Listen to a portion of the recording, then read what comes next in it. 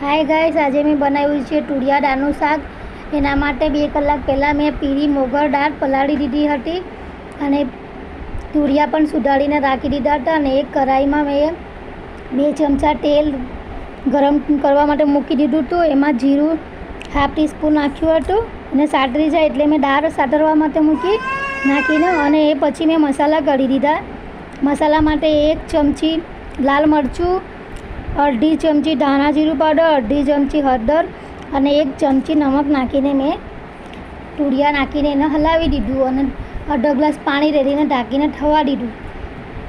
5 minute ઢાંકીને થવા દીધું અને ખોલીને મેં એકવાર હલાવી દીધું અને 2 જ મિનિટ માટે પાછું ઢાંકી દીધું અને પછી તમે જોઈ શકો છો મારું તુરિયા દાળનું શાક રેડી છે।